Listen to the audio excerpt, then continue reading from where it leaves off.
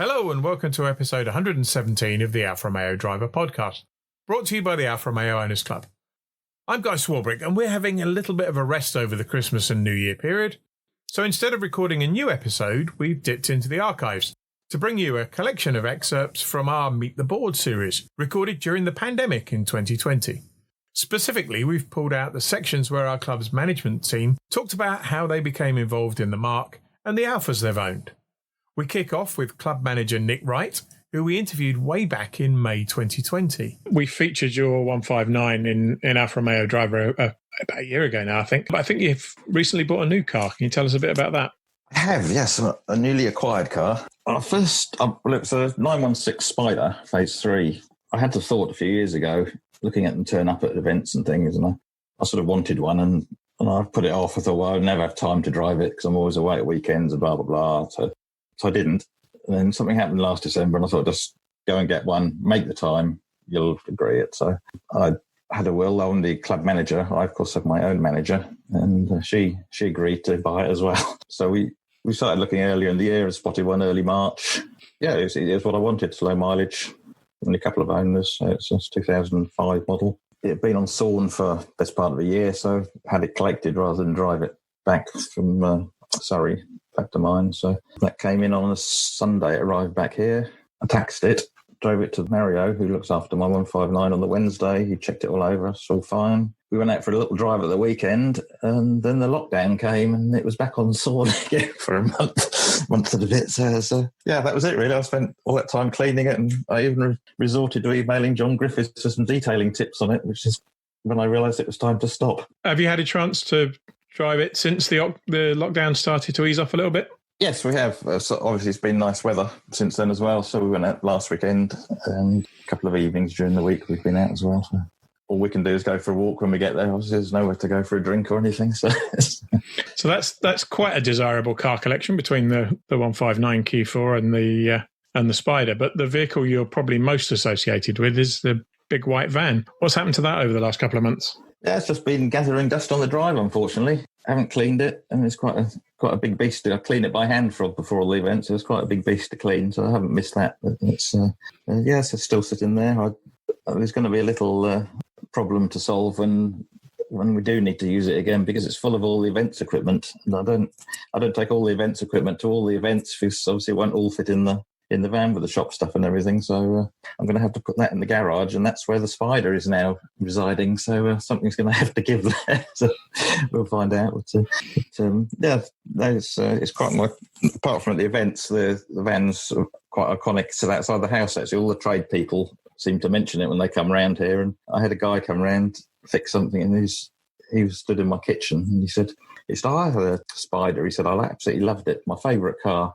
He stood in my kitchen. So he looked at the floor, shook his head. He said, it was the saddest day of my life. He said, when my son came along, I had to drive the Spider to the garage, and I drove home in a Vauxhall Severa.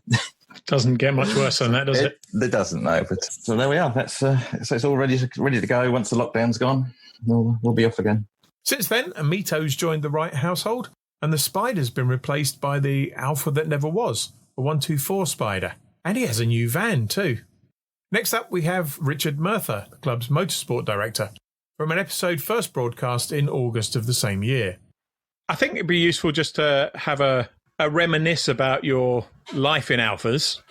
So where did it start? What was the first car you owned? The first Alfa I owned came courtesy of a guy I'd befriended when I worked in Coventry for a while in the late 60s, early 70s. It was a 1300 GT Junior that he'd bought to replace a Saab that he'd had. And unfortunately, one of the Coventry Corporation buses decided to drive into the back of it, which didn't do it any good at all. He bought it back from the insurance and then decided he didn't fancy repairing it. So, because I'd always fancied the car, I bought it off him and did a very basic repair of just sort of jacking out the back wheel arches so it was roughly the right shape, hitting it with hammers so it didn't spring back, and put a bit of filler on it. Because the beauty of the 105s, of course, is that anything backwards of where the rear suspension mounts is only useful for carrying the petrol tank. It doesn't do anything else. So, If it's still there. Well, bear in mind this was probably about 76 and it was a 71 car, so it wasn't that bad. My experience of written off Alfas is it tends to be the good ones. I had a completely rust-free Alfa Sud Sprint that got turned inside out by a Toyota pickup truck. Oh, don't make me cry. That was a good little car, though, that 1300 GT Junior. I mean, it helped me learn how to handle a car because its road holding was negligible, but its handling was superb. So, it got very good at opposite locking and things. It was a good little car. So how long did you have that? It must have been about 5 or 6 years, but not as the main everyday car. A couple of years after I got it, I went to work down in London. And although I did take it down there, even in those days, you don't drive in London, tube into work and maybe use it in the evening to go across London if I was visiting somebody. And eventually, a friend of mine back up in Lancashire decided that he'd written off, or had written off, because somebody nicked it, 1600 GT that he'd got. No, 1750 GT, sorry, he'd got. He bought mine and stuffed the 1750 engine in it. By that time, I had an Alfa Sud, so... Tell me about the Alfa Sud, because that had a unique feature in terms of your buying history, I think. Indeed, yes. The only new car I've ever owned. Bought in August, I think it was, 1979, T-Reg. It was a triumph of man maths, of course. I was using as my commuting car from Lancashire to London and back an ex-police Ford Consul GT, 3-litre GT. At the time, and that time in 79 petrol prices were rocketing and it wasn't the most economical device. Man maths convinced me that I could justify buying a new Sud on the savings it would make in fuel costs. And it would pay for itself. Absolutely. I'm not sure it did, but I was happy with the deal, and I sold the Consul on to somebody who wanted something to tow a caravan, and it was a good tow car. You had the Sud for a while, I think. About 7 years I had it. It went from the my pride and joy. It got washed every week and all this sort of thing, to doing a few rallies in it. And I used it as a chase car when one of my friends was doing the 85 RAC. I did chase car in it for that, which was hard work, but it was a great car. By the time I got rid of it, of course, it was rotten as a pear. By that time, it was only running a 1200cc engine because I'd had a cam belt go on it. So I took the 1500 out and stuck a 1200 in just to keep me mobile. But I then started working some distance away, and again, economy was needed. So I'm afraid it was replaced by a Volkswagen Jetta diesel. Delightful. Slow. So you had the Sud, and then I think the next one you went convertible. Yeah, did a deal with a mate of mine, of one of the guys we met through when we were rallying larders, of all things. A bunch of scouts nutcases. This guy was a Liverpool Docks copper, built like the proverbial brick outhouse, but a great lad. He had the contacts on the docks for bringing cars in, so he'd got in the habit of going over to the States to buy vehicles and bringing them back. And one of the ones he brought back at one time was a Spider. So I fancied this, of course, and ended up doing him a deal whereby I got the Spider and a Citroen Visa as a runabout, and he got my Golf GTI, which I'd used and abused, of course. I had that Spider for quite some time. I actually ended up swapping it to somebody for a Ginetta G15, which unfortunately got burnt out in a fire at my scrapyard. But so that's a whole new story. Sometime later, I took a redundancy package from BT where I was working, and he was off over to the States doing a car buying trip again and suggested I go with him. But bearing in mind, this was the time when the pound was about $2 to the pound. So it was a good time to go to the States. I went over with him and another mate of his, guy who'd been his co-driver. And we had a manic 5 days or so where all we seemed to do was drive around looking at cars. And on one of the trips, I found lurking in this warehouse in New York State a rather nice-looking Spider. Unfortunately, my mate wanted that one, so he bought that. And I bought an Imp. But then we found in the classifieds up in top end of New York State another one, a doctor, I think, who only used it as his summer car. So we went up, looked at it. Yeah, good deal. I remember just what it was now, $2,750, I think it was. So I bought that. My mate had a deal set up with a shipping company who'd ship it down to the docks to get it back, and he knew the agents, etc. So we did that. And then somehow I bought another one, which was a real wreck. It was a spares car, but that was a few $100, very cheap. So I bought that as well. So I ended up bringing 3 cars back, which went down very well when I told my lady when I got back. So we're about 16 years into your Alfa owning story now. You've had 5 cars plus a rally car at this point. Uh-huh. And then the numbers start to snowball. Well, I mean, I've still got the Spider that I bought in the States. that I brought back in. That was 92 when I brought that back. I've still got that, though it hasn't been on the road for an awful long time. It broke down on me one day and got shoved in the garage, but it's only actually been out once since then, because there's always been another project around. I actually went for quite a long time without an Alfa as a road car, apart from the Spider, you know, as an everyday car. But then so about a year after buying it, I bought a scrapyard, which seemed a logical thing to do at the time, because what we were doing was looking at buying a sub-post office. But, you know, someday I just looked in the Auto Trader and there was this scrapyard advertised. I mentioned it. Everybody I mentioned it to said, bloody sight more your line of work than doing a flipping sub-post office. So I thought, oh. So I went off, looked at it, ended up doing a deal and bought it. So, of course, that let me into the world of salvage auctions and things, and then came across a 1.7 engine 33 sport wagon, which I couldn't really see what was wrong with it. Well, I still don't really know. When I bought it at the salvage auction, main thing was the steering was awful. So I changed the top mounts on the front struts, but it was fine. So that was my lady's car for quite a while, until she came home one day and said, "What's a fast Alfa?" I tempted to say all of them, but, well, why? I said, well, I was doing about 90 coming over the top, and this Alfa went past me. How dare he? Didn't have a sort of V60 motif to it, did it? Oh, it did. So we went through a picture quiz, and I basically got it down to being a 164. So I made the stupid mistake of saying, I suppose you want one. Yes. Right. So I then sourced, again through salvage auctions, one that had relatively mild front and rear end bump, been tail-ended and pushed into something, I think. Green one, which is unusual, dark green, with a velour interior. Again, I got the same body man that I had in Accrington, did the repairs for me. I bought a rear end from a salvage auction, and we got the front bits that we needed. And that was a good car. Ran it for quite a while, and the gearbox packed up, and I couldn't get hold of a gearbox anywhere, so I ended up buying another car, which was the more traditional red over grey, but was definitely the upmarket one because it had alloy wheels, whereas the other one had steels. It also had leather interior, but unfortunately, the reason it was at salvage was that it had been nicked. The nice thieves had cut the square Alfa badges out of each of the leather seats. They were still as comfortable. It actually turned out to drive a lot better than the original one, so I ended up running that one. And yeah, we've always had an Alfa around since then. And then 155, 2-litre 155, I think, which I bought off one of my customers. He'd been eyeing me for ages to find him a door, because he'd done the classic error of backing out of his garage with the door open and caught the door.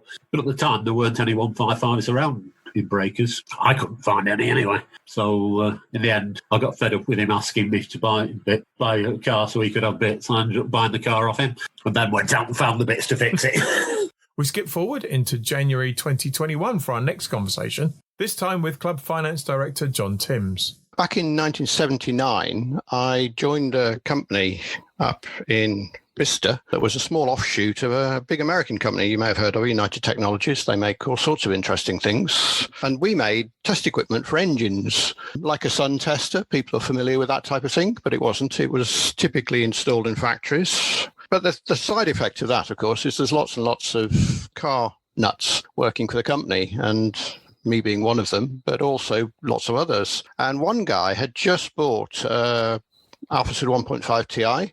I think in January 1980 he bought it. So it was one of the first Series 2 1.5 Ti's. And he was raving over it, of course, because he was right.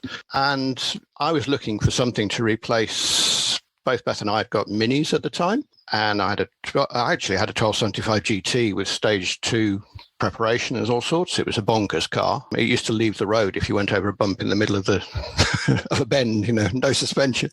So anyway, we're looking at various British cars to replace it, a bit bigger, recently married, well, getting married we were at the time. And he said, just try my Sud, you'll love it. We tried the Sud. Beth came up to Bicester, tried it, and just fell in love with it. And I just went out and we bought the first Sud that was for sale on Auto Trader that was a year old that we could find. And it was a red 1.3 Super, 1286 engine, 4-door. And it was fabulous, absolutely fabulous. We took that all over Europe and so on, just fell in love with it. So that was my first Alfa. Got worried about the tails of rust, and I probably sold it too early. In 82, I bought a Sprint Veloce, brand new, wonderful car. It's probably the most reliable car I've ever owned. Nothing went wrong on it. Never went out of tune. Absolutely we just loved it and just go anywhere in it. I'd love another one, a good one. I think you probably heard recently on a Thames Valley section Zoom meeting, we had this conversation, and that was one of my dream Alfas, that a real one that doesn't rust. So that was my introduction to it. I just find them. Still think the Suds are one of the greatest cars ever made. Best handling, as you know. You owned them as well. I did. I had a couple of Sprints. My one Sud Saloon was slightly rusty in that you could probably have put your fist through the top of the front wings, but the Sprints were both pretty good, actually. And the opposite for me. My saloon was fabulous. Never really had a big rust problem. There was a little bit around the rear wheel arches, if I remember rightly, and I should have kept it because it was really, really good. But the Sprint, I think every panel had rust. Roof, A-pillars, the lot. It was just a complete basket case in 3 years. It was unbelievable. I'm probably slightly romanticising my second Sprint, as Ian Brookfield would probably confirm, because he spent quite a lot of time putting new seals and various other bits on it to keep it rust-free. Yeah. It's such a shame, and they're just such a good car. Anybody who's driven one will know. Anybody who hasn't, that happens to be listening to us, you have to try and find a way of driving one day. Yeah. They are just so good. Yeah, I saw on my my Android the other day, there was, I don't know whether you get a news feed appears on the left, and it's obviously things that they know you're interested in. And the Telegraph apparently had an article about the Alfa Sud for the weekend, and it was NUM something or other P. I can't remember the number now. It's quite a well-known car in the club that they actually featured in the article. So there may be one or two people actually looking at the moment. Yeah, that was one of the conversations we had with Ian when Ian was on the podcast. It seems to be about that time where the people who either had one or dreamed of having one when they were new are now at the point where they've got the disposable income and the time to start thinking about having another one. So they seem to be, the kind of the coming 105, although the numbers sadly aren't there. Tiny numbers, though. Yeah. There's just nothing like. I think they were saying there were 27 of them left. I don't know whether that was TIs. I would imagine it's just TIs. Yeah. That's a Series 1 TI, which is like the purest model. Yeah. Although the later ones, once they had electronic ignition and things like that, were much more reliable, I would have thought. Anyway, that's what got me into Alfas. I think probably like you, I started reading about the myth and legend, the history, how we got to where we are, and just thought that this is just unbelievable. The whole ethos of the company is to produce cars that are wonderful to own and drive. And it keeps coming up in these podcasts, but and it's awkward given the situation we find ourselves in. But the old French ad with the Alpha virus in a jar, I think just sums it up better than anything. It is once you're hooked. Well, there's something about them which they repeated time and time again. I've owned several Alfas over the years. I mean, after the Sprint, I ended up with company cars and I couldn't have an Alfa. I tried my best to get a 164 off the fleet at one point, but the amount was, I don't know, they were expensive to get on a contract hire. And so in a fleet, a 164 would be way more expensive than a BMW 320 or something like that, sadly, at the time. But a salesman had one, got one somehow or other, and he left. And they had this 164 on the fleet, which nobody wanted, amazingly. Well, that's not true. I wanted it.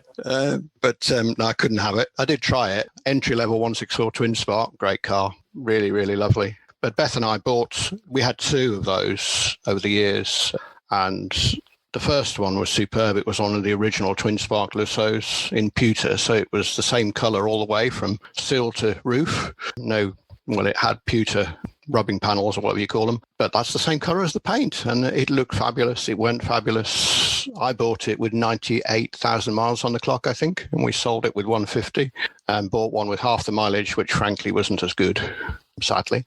But the first 164 twin spark we had was just a wonderful car. Again, it would handle superbly, not too much weight over the front wheels. If you go and drive a Cloverleaf or a 3 litre, you'll discover that there is a difference in the handling, just like a 156.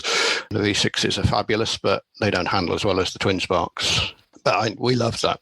164s, sold them because they were becoming expensive to maintain, as in you'd end up with not just a 4-figure sum for servicing, but a 4-figure doubled. So, it just starts to become a bit of a crazy proposition as an everyday car. But you've pretty much followed Alfa's development over the years in terms of the cars that you've had, haven't you? The 164 wasn't the last modern Alfa you had. Oh no, I've had a 156 V6. Well, actually, before that, I had a 146 Ti. I think you, Guy, also had a 146 Ti. I did. I bought one of the first demonstrator cars. Actually, it wasn't a demonstrator. It was a showroom car from the original delivery batch. And actually, it was almost as reliable as my Alfas Sprint. More so if you count the rust situation, because it didn't have any. And that was just a great fun car. It's probably, with the exception of an Alfas, is the quickest in narrow country lanes that I've owned, because its turn-in was superb. Surprisingly, just a simple car, just engineered properly for driving, even though high seat position, which is slightly strange. I've tended to sit very low in all the Alfas I've owned, apart from that. But I love that car as well. A little bit rougher around the edges, but still great fun. And we replaced it with a 156. It got a V6 when they came out. So I ordered it at the launch date, got it on August the 1st, whatever it would be, 1998. I actually still own it, although it's not running. And I did 130,000 miles in it as an everyday car, funded by a company. So I did lots and lots of miles the first 3 years, like 20,000 miles a year for 3 years, driving around all sorts of customers up in Yorkshire. Actually, I was doing lots of work with alternative telcos based in West Yorkshire, which is where a lot of them were.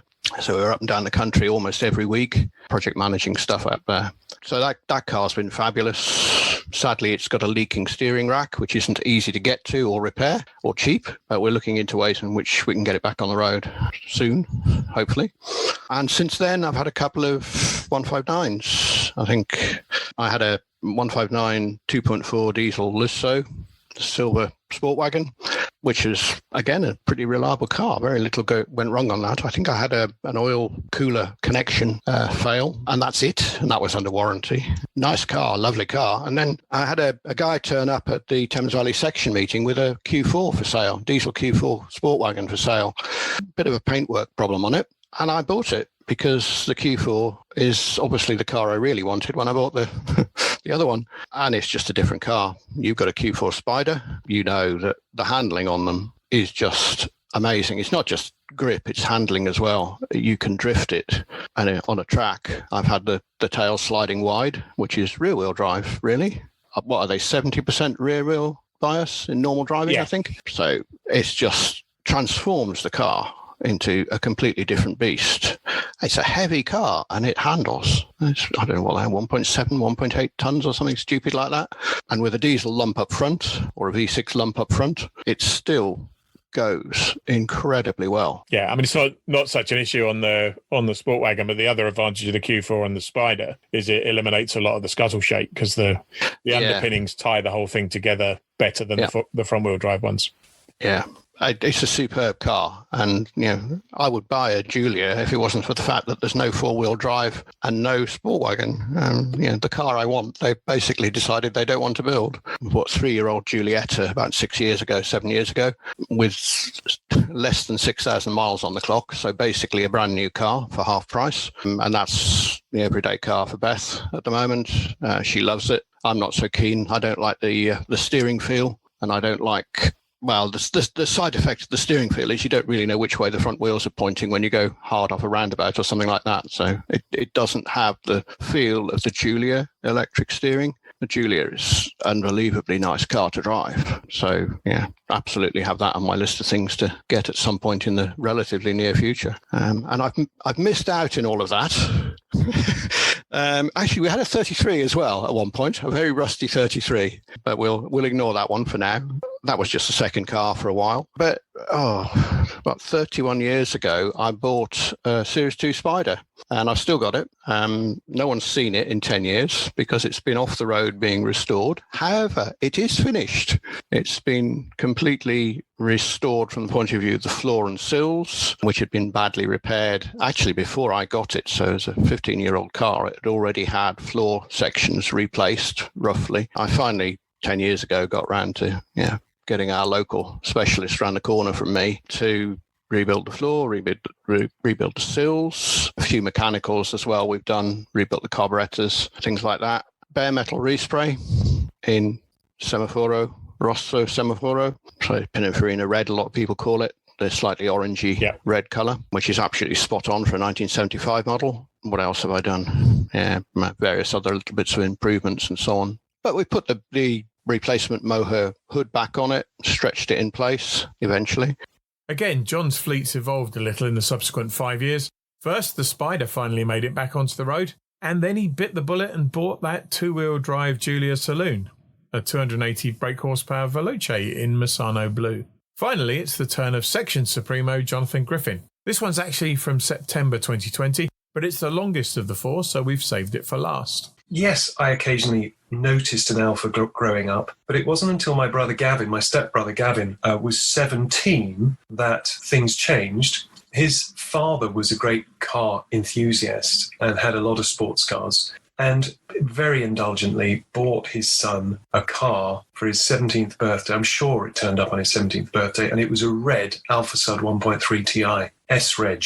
And, that was fantastic. The noise, the crackling exhaust note, and then the driving experience. Gavin is a very good driver, and although he was young, he passed his test very early and acquired this Sud and used to just race round the roads in it. It was a very exhilarating car. But it didn't last very long for various reasons. And I'd had my interest in Alfas peaked, but he replaced it with the most fantastic car, which was a 1967 or 8 Giulia Sprint GTV. So he had this car at the age of 17. He asked me if I would go down and have a look at it with him, and it was for sale in Hayling Island. So, we jumped in the car, drove down to Hayling Island and found the guy who was selling it. And it turned out to be a man called Ralph Lederman, who had raced an Alfetta GTV Turbo in the Alfa Romeo Owners Club Championship. So not only did we go down and see this lovely old Sprint GTV, but we were introduced to this guy who was totally immersed in the racing of old Alfas. And so we spent quite a long time talking to him. And Gavin couldn't resist the Sprint GTV, which was bluette with a lovely tan interior. So we drove back in convoy after the money had been handed over, and Ralph threw in some spares as well. So there were a couple of spare cylinder heads and all sorts of other bits and bobs which came with the car. And that was really, although I'd known about the 105 series cars, it was really the start of my sort of modest obsession with that series of cars, with the lovely designs, the fantastic cleanliness of the engine bay, the interesting handling, and just the fun of owning them. It was good, and it wasn't long before I acquired one myself. We'll come back to your racing career later on, but it sounds as though Ralph had quite a lot to answer for, really. Yes, he did. I mean, Ralph, as is so often with people who race cars, they're often quite modest, actually, about it all. They sort of take it in their stride. But you could see that it was a complete and utter obsession with him. He had a great big storage shed racked up with spares for various cars. And the way he spoke about the racing was designed to encourage young chaps to, yes, take more interest and hopefully join in. So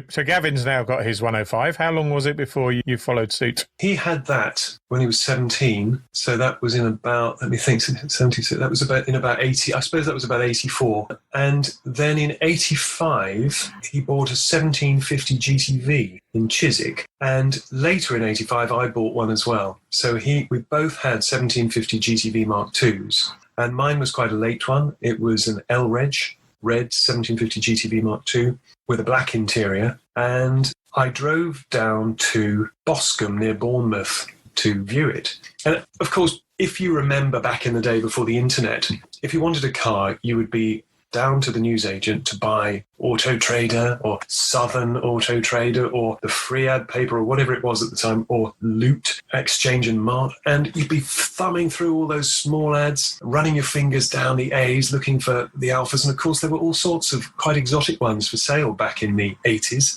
And so a 1750 GTV advertised for, I think it was about 675 quid. I thought, yes, sounds good. I rang the guy, and although he had an English name, he spoke with an Italian accent. So I thought, maybe this car was going to be good. I drove down to Boscombe and looked at it, and it was great. It was sat there alongside a couple of other 105 series cars, and he took me out for a drive in it, and it sounded good, seemed to go well, and the deal was done. I think I ended up paying £600 for it and drove it back. And of course, as is always the way with old cars, the heart rules the head sometimes, doesn't it? And on a test drive, it's not always immediately apparent that there are things that aren't quite as they should be. So the first thing I noticed on the way home was that the handbrake didn't really hold. Put it up 3 notches, nothing's happening. Put it up another couple, there's just a slight amount of grip, but nothing much. And then there was a vibration from the prop shaft.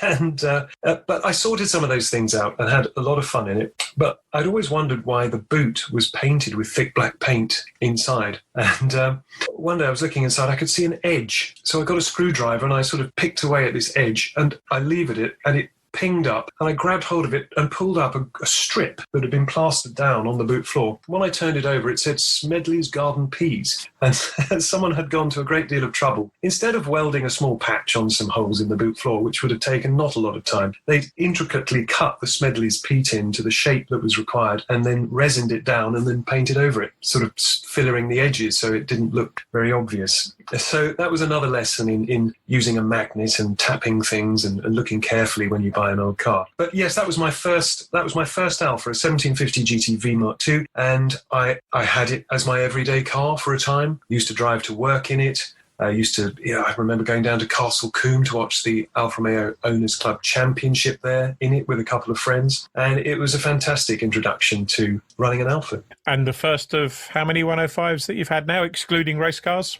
Quite a few. I haven't totted them up for you in advance, but I had, I think I got the GTV through one MOT before it got, it donated its best bits to some other cars, shall we say. I had a 1750 Berliner in about 1987-88, which was a very interesting car. It performed well. It had lots of space, it was comfortable, and I really liked it. But because, when you own a car, you often notice other cars of the same model. And I joined the Alfa Club, I think it was late 85, and I thought it would be marvellous to go along to one of the club test days. So they would run test days at places like North Weald Aerodrome. You could turn up and go around the cones, and you got timed, so it was all a bit of fun. And, one of the guys doing that was also in a Berliner, and his name was Chris Taylor. And Chris drove his Berliner on the road, but he put a cage in it, or he had a cage in it, and he also raced it at the weekend.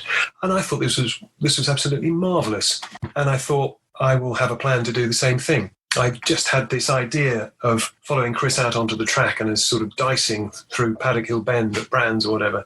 The Berliner wasn't the best auto test machine. The solid axle and the handbrake on the back in a long, heavy car didn't make it as agile as some of the others, but it was still good fun. But yeah, that was the only Berliner I've ever had. I took it to a guy with the idea of getting it race prepared, and he put it up in the air. And he looked at it all over, and he got his little hammer out and started tapping the sills. And I could see he was sucking his teeth. And he said to me, "Well, do you know what?" He said, "If you were going to race this," he said, "I'd replace the sills. If I was racing this, I think that's what you should do."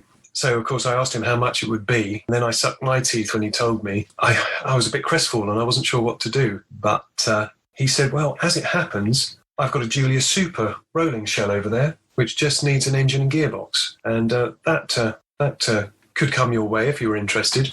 I know that's slightly diverting away from the ownership question, and maybe we should come to that later. But that was how I acquired my Julia Super. Presumably for less than the cost of replacing 2 sills. For not much more, actually. For not much more. Because at the time, the Alfa panels, if you were going to use genuine Alfa panels, they were quite hard to come by. And we're talking 30 years ago. And there were really no repro panels of quality. They were just bent bits of metal that people had to do a lot of fettling to get to fit. So, and he knew that. He knew that it would be quite a lot of work to do the job properly. So I thought about it for not that long. And in the end, I actually donated the Berliner to Chris Taylor as a spare. So he had a whole load of spare doors and panels and things. And I bought the Julia Super and subsequently had it turned into a race car, which was great. As I said, let's come back to the racing. So what came after the Berliner? Well, the Berliner. What actually happened was that I had a number of Alfas. So after the 1750 GTV, I had a 1.2 Ti Sud. Which I love. I bought it. I think I was the second owner from new, and the original owner was a dentist in Reading, about a mile from where I lived. And I picked it up. I think he'd had about 95% of the use of the car, and I got the remaining 5% because You could buy Alfas very cheaply back in the mid late 80s. I think I paid about £195 for it with an MOT, quite a long MOT. But coming towards the end of that MOT period and having run it through the winter, I could see that there was maybe a little bit more fresh air around the bottoms of the front wings than really there should be. And it did go to the scrapyard. Sadly, I mean, nowadays, of course, you'd pull your hair out having to scrap a Sud that could be rescued with a bit of welding. But then it was just another old car. And, of course, as the numbers reduce, they become much more cherished by, the remaining ones become much more cherished. So I had the 1.2 Ti, and I followed that with a blue 1.3 Ti, the 1286cc version, which was a lovely zippy engine. Not many more brake horsepower on paper, but it felt as though it had much more go. It was much more of a sort of racing machine, in inverted commas. And I went on holiday with friends to Yorkshire with that and filled it up with rucksacks. We went hiking. It did some good work. And again, it was another one that was a young man's car. You buy it cheap and you know that it's not going to last you more than a year or two at the most. So when that came up for MOT renewal and looked like it was going to need a load of work, I sold it to someone I knew by the name of Jamie Porter of the Alfa workshop. I mean, this is years ago. This is back in the 80s. And Jamie at the time was working on cars, hadn't set up the Alfa workshop, but it was no surprise when he finally did. And that car, he turned into a bimotore and put 2 engine, and apparently it went very well. But what became of it after that, I've no idea. The last Sud I had was probably the lowest mileage Alfa I've had, which was a 20,000 mile Alfa Sud TI Green Cloverleaf, a silver one,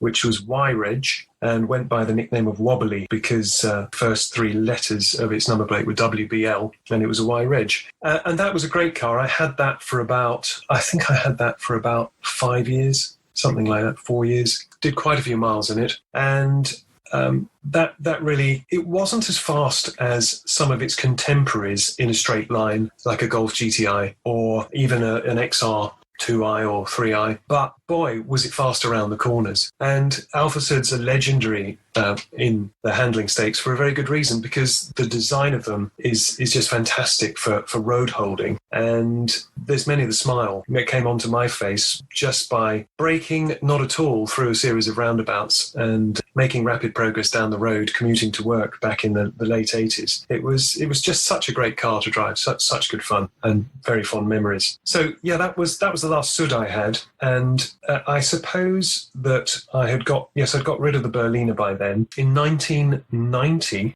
so whilst I had the silver Sud, I bought a Dutch blue 1973 Julia Super 1600 from a club member called John Norbury, who lived in Hertford. He and his wife both ran Alfas. His actually was a blue 1600 GT Junior, and the Super was his wife Enid's car. So when they decided they were going to sell one, I bought that, and I had some work done to it. There were a few things that needed tidying up, and that has been with me ever since, and I still have it over 30 years on. So it's been a second car most of the time, or tucked up in the garage as a High Days, Holidays and Alfa Club show car. But from time to time, when my main car went wrong or we had sold and we were looking for another one, it was pressed into service.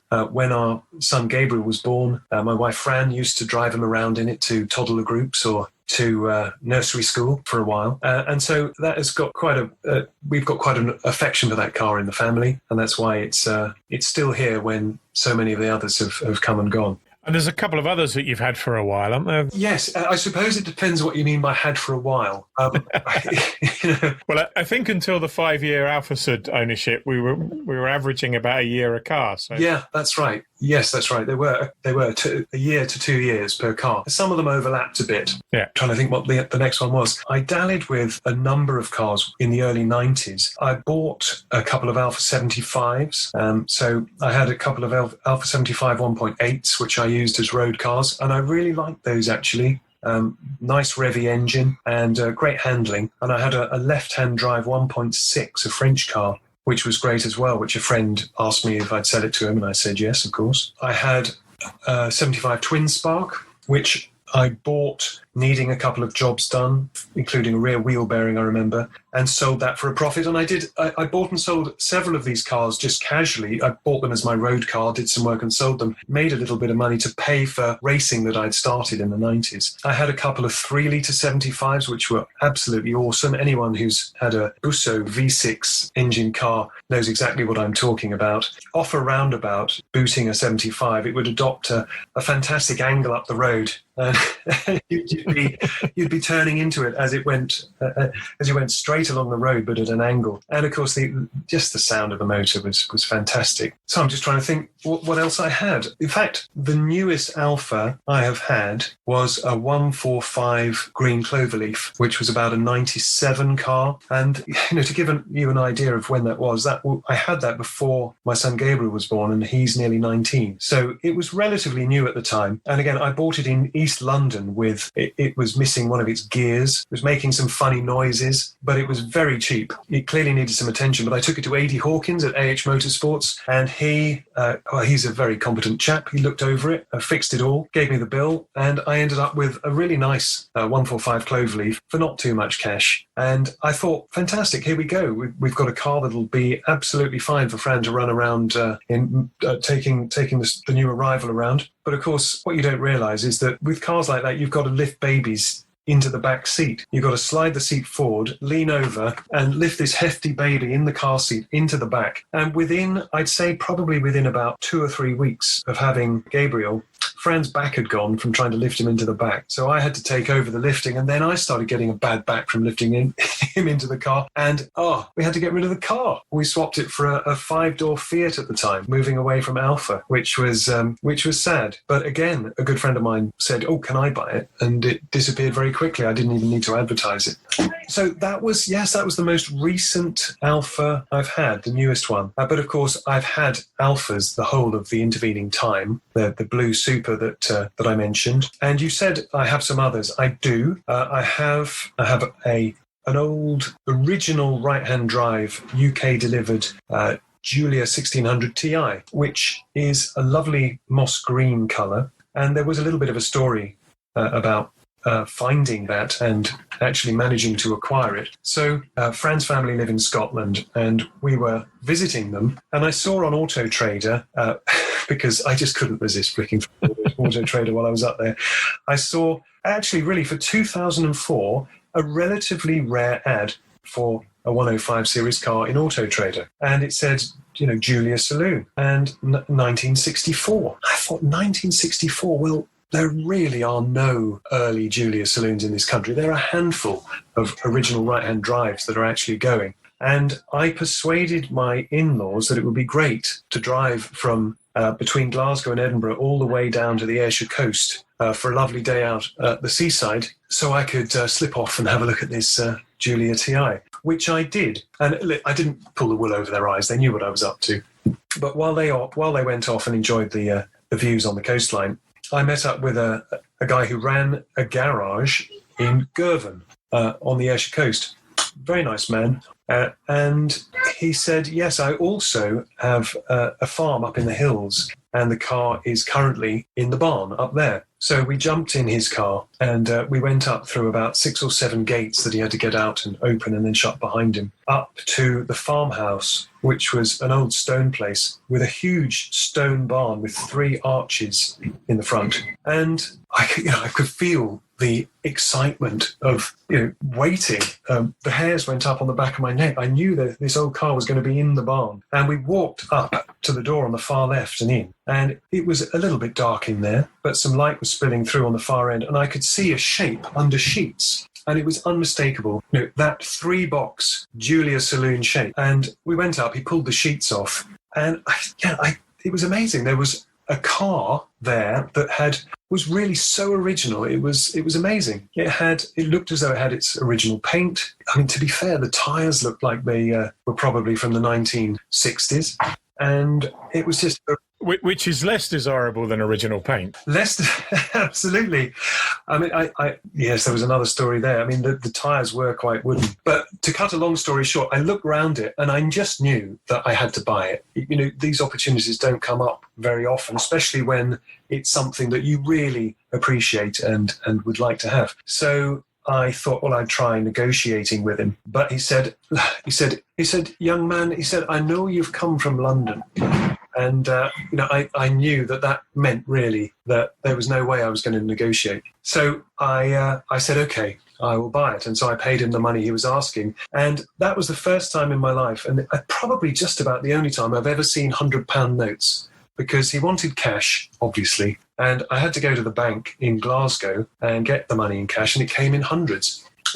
So I had 60 £100 notes, paid £6,000 for the car. And, it was a lot of money at the time. And I thought, am I doing the right thing? Because you never know. The values of those cars at that time were not as high as they are now. And I thought, well, maybe I'm paying over the odds. But I still thought it's so original. And I know that I can conserve it and look after it. And it will be a nice thing to be able to bring out into the open. And so that's what I did. And he did say that he'd bought it from the original owner and he'd seen it in a garage in Ayrshire in the 60s when he was a young mechanic there. So he'd known the car from when it was new. And when it came up for sale, I think probably when it was around 10 years old, something like that, or maybe a little bit more, he bought it for his wife. But of course, it turned out she didn't really like it that much. And so it sat in the showroom of his garage for many years, apparently, and hadn't been more than 10 miles from Girvan for probably, 25 years, something like that, when I bought it. And the collecting of it was interesting. I thought, well, I've got no tools with me. I've got no backup except Fran and Gabriel. So I need to be prepared. I went to Halfords. I bought oil. I bought a fuel can, I bought a zippy case of tools, a tow rope, some jump leads, some WD-40, and probably some other things I can't remember. Brake fluid, I think I bought. Got as many things as I reasonably could. And on our way back from seeing the in-laws, we diverted via Ayrshire to the garage where the car was, ready and waiting. And off I drove, waved goodbye to the nice garage man, and off I went. This was October 2004, so it wasn't cold, but it was cool. We left Ayrshire and drove down to the M74 and onwards, and that takes you down towards the border with England. And I realised once the car was at speed that there was no heat coming out of the heater. And the temperature dropped a little bit as the day went on. And actually, you know why people in vintage cars have got thick blankets wrapped around their legs, because it is really cold in cars with all that wind chill on them, and it does transfer through to the inside. But anyway, the car was humming along perfectly at about 50 to 55 miles an hour. I had fuel, the oil pressure was holding up, temperature was good, and I thought, yes, we're going to do it. We cruised down past Gretna Green into England and carried on. And then it started getting darker, and I turned the side lights on. And when I did so, the battery light on the dash just glowed faintly. And I thought, the dynamo is obviously marginal on charging the battery. A bit later, it was darker still, and I flipped it onto dip beam, and then the light was coming through even more brightly. And I thought, oh no, I hope the battery's charged up well, because this isn't looking good. And then it got fully dark, and I was thinking things couldn't get any worse for the battery, and then it started raining. And so I was flipping the wipers on, and every time I put the wipers on, suddenly the light on the dash became incredibly bright. And I knew things were getting very bad when all the dash lights started flickering, and we were down between Manchester and Birmingham somewhere, and I could see I saw a sign for services, and I knew that I just had to pull in at the next services. So pulled in, parked up and turned it off, and I turned the key. I knew what was going to happen. Nothing. So called the AA, and the AA man came after about an hour, and he said, oh, we'll have you going again. And we popped the bonnet, and he got his big starter pack out, put the huge clamps fishing around in the engine bay, but I don't know exactly what he did, but he shorted the voltage regulator, and there was a massive blue flame and a smell of burning. And then he said, I think I'm going to have to call for recovery. And And we certainly weren't driving anywhere else that day. But that was the end of the story, essentially. Got it towed home and tucked away in the garage. And subsequently, that car was brought back to life with the help of a very good guy in Suffolk, Titus Rowlandson at Victory Garage, who's a great guy to use if you want to conserve a car. And so he stripped and cleaned everything, and we only replaced the bits that really needed replacing. So yes, of course, it had a new set of historic Pirelli Cinceratos, and it had some rubber bits like brake hoses for safety and some of the other hoses. But nearly everything on it is as it was when I picked it up. And the only paint it's ever had in its life is a little bit along the sills, which the previous owner said was done in the late 70s. So it's a lovely original car with about 37,000 miles on the clock, which currently is tucked up under sheets in my garage, waiting for the next outing, next year, hopefully. And it's not on its own in the garage, is it? No, it's not. In that, it sits, I've got a little workshop, so it sits at the back of the workshop. And the reason I can't take it out at the moment is that there's a car in front of it. And that is a left-hand drive Giulia saloon, a Giulia 1600 Super from 1972. And that was a historic rally car. I saw it for sale on eBay in 2012. And I looked at it and I watched it in my eBay list. And I thought, oh, look at that. It hasn't bid up very high. I'm sure it's going to go quite a lot higher. So I picked a number which I thought, I'd be happy to buy it for that. And I'm sure someone's going to pay a lot more. And with about 10 seconds to go, I placed the bid. I hadn't seen the car, didn't know anything about it. I hadn't mentioned it to Fran. And, of course, you get that little sort of thing on the screen that's sort of going round and round while eBay is processing your bid. And then it popped up and said, congratulations, you're the winner. So I bought myself, sight unseen, a rally-prepared Giulia Super, left-hand drive one. And how exciting that was. I called Titus and said, Titus, I bought a car. Could you pick it up and take it back to your place and just give it the once over? Because I need to know the things that are good about it and the things that need doing to it. So he did. He picked it up, took it back, had a look, and it turned out that it was very good indeed. It had lots of good bits on it, and a limited slip axle, a special one, a rebuilt gearbox, 45 Webers, and a special alcoholic suspension, which hadn't been mentioned in the ad, and all sorts of other bits, as well as a cage as well.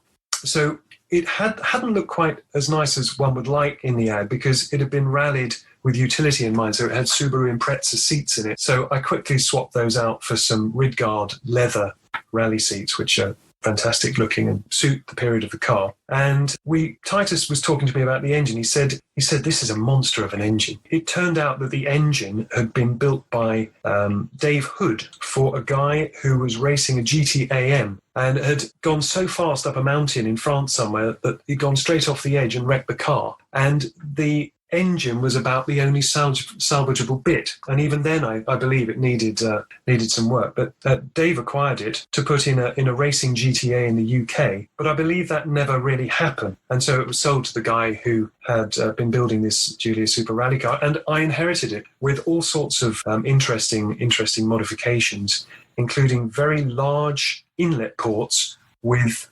slide-in reducers, which I think were some sort of Auto Delta mod for racing at some point. So I'm sure someone out there knows more about them than I do. So yeah, we got that car back together, but we didn't put the monster engine in it. We used my Group N-Spec engine from the Alfa Championship of the 90s, which I still had, and with a few modifications, so different pistons and a ported head. And that's the engine in the car at the moment. And it goes exceptionally well, about 165 brake horsepower, handles very flat, makes a very good noise. And I've used that as my show attendance car for the last 2 or 3 years. And it's always an occasion to take that car out on the road. It's a little bit too bumpy, it's a little bit too noisy, but it's always good fun. Is that the complete collection at the moment?